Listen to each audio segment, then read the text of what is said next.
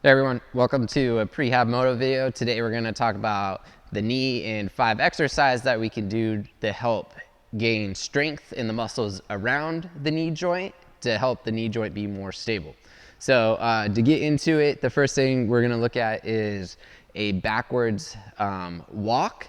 So there's a couple different ways we can do this. Walking backwards like such isn't going to be quite enough. So if we have access to a sled, like such here, we can use this as resistance to be able to sit backwards and actually work on the knee extension of the quads as we walk backwards and get those extensions there. If we don't have access to a sled, that's okay. You can go find a hill or even walk on a treadmill backwards safely, of course, holding on to the sides and stuff like that. But what it's really about is getting that push as we go backwards, more so than what we typically do, which is the push forward. And when we push forward and we're walking forward, we're using more of our glute muscles to help move us forward. But if we're moving backwards, we're going to use more of the quadricep muscles in quad extension or knee extension to help gain strength down there. So since it's kind of hard to count all of these steps, a good way of going about this is just a timed set. So 30 to 60 seconds, depending upon the grade of incline that you might be walking on or the amount of weight that you're pulling. Really just kind of depends on what you got access to and how you're feeling. So 30 to 60 seconds, 2 to 3 rounds. Guarantee you'll be feeling those thighs, especially down in the more of the vastus lower muscles towards the knee, which are great muscles that actually attach to help stabilize a bit of that knee left to right, but also, of course, help with extension of the knee. Next thing is actually a stretch. So we have a anterior chain stretch, which we had a version of this in past videos, but this one right here, if we're right here and we're kneeling down, you can see this foot is tucked in the back. That's important. If your quad is really, really tight, you're gonna feel it off of this one on its own. We can also raise our hand up, which is just gonna elongate everything more, feel a little bit more of a stretch. But a more traditional and more intense way of doing the anterior chain stretch is actually to prop the foot up on something behind you. Maybe it's a couch, bench, whatever you have access to with something comfortable on the floor. And what we have here now is greater flexion of the knee, which is going to be a greater stretch of the quadricep muscles, especially down towards the knee themselves. So we really want to kind of get a little bit of that pull on that quadricep tendon down there where all those quad muscles attach into the patella bone, help open that up and get a good stretch more in that distal lower part of the quad. Just like most stretches, it's a very individualized feel, so you have to do what feels right for you. Also, hold as long as you feel necessary for you as an individual. So that might be 20 seconds, it might be 30 seconds. What you really want to look for is a sensation to lessen. So if you start a stretch and it's a 7 out of 10 intensity and it drops to a 4 out of 10, great, we achieved a stretch. That's awesome. That's what we would like to have. You have 2 options then. You can either call it good or you can go deeper into the stretch and potentially feel a 7 out of 10 intensity again and work through that. You'll never actually reach a point where you don't feel a stretch. Even the most mobile, flexible people still feel stretches. So don't go searching to not feel anything.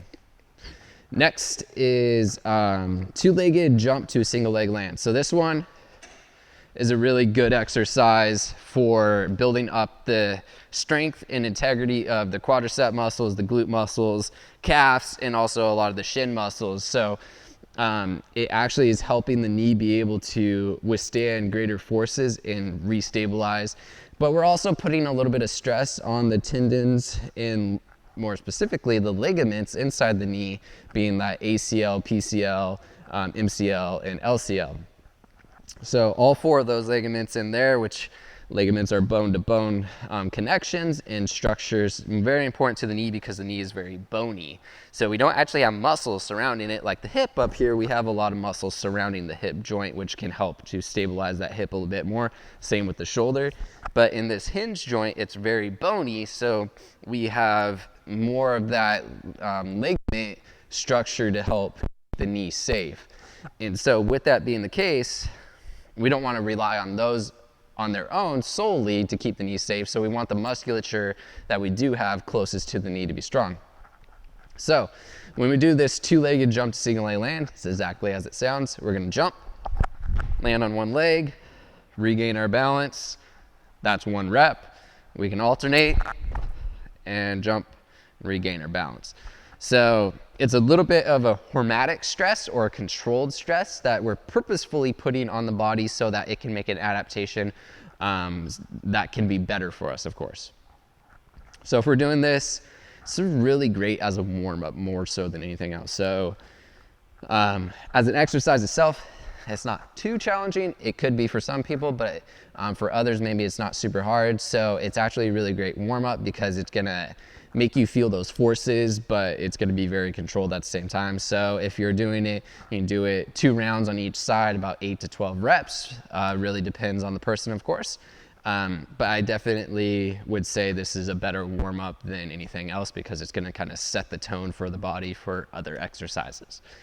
Next thing is Nordic extensions. This is actually, I really like this one. It's one of my favorite exercises. Most of the Nordic exercises I really enjoy, which simply just mean we're going onto our knees.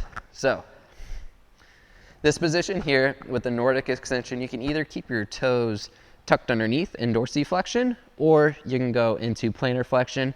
I kind of switch back and forth, kind of depending on how I'm feeling and how tight some other stuff are. But for today, this feels pretty comfortable. I'm going to keep the toes tucked under. So next thing is we're going to fire our glute muscles forward, which is going to put our hips into extension, which is really creating kind of a plank. So I could attach like a 2x4 from my knee to my hip to my shoulder. So all this is staying in line. From there, the arms can go out. They can stay at the hips, really up to you. Head is going to ride with the rest of the body.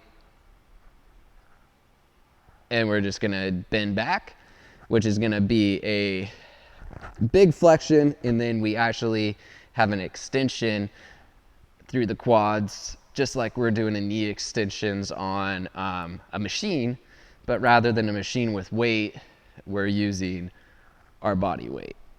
So I can tell you that right now, I just did like 4 to 5 of those. I could feel that a lot. So more sensation down towards the lower part of the quadriceps.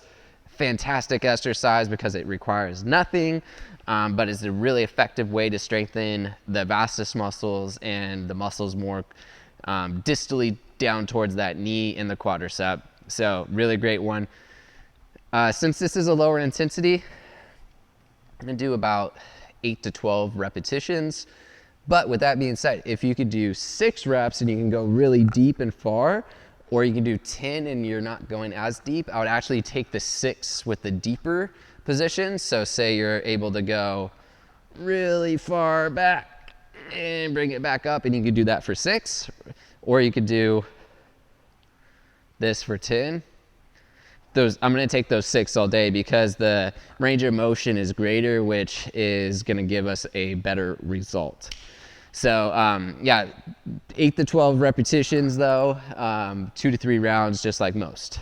Lastly is the Curtsy Lunge. So in the knee anatomy video, I talked a little bit about the Curtsy Lunge because I brought up the knee's ability to twist a little bit. And that's something that's actually really important because if the knee joint itself was to only flex and extend, it kind of creates a rigidity to it, kind of a fragileness to it. But since it actually has a slight ability to actually rotate, it actually saves itself from being injured much more, which is where that popliteal muscle, which lies in the back of our knee, and it's a horizontal left to right running muscle, and it's an anti-rotation muscle, so it helps deceleration of the twisting in the knee.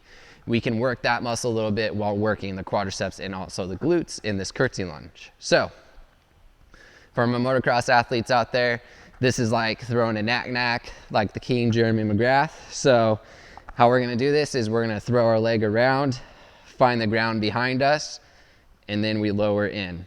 Just like a normal lunge, you know, if we're doing a backwards lunge, a forward lunge, or a lateral lunge, very similar to that. We're just putting ourselves more in a transverse twist rather than forward, backwards, or side to side.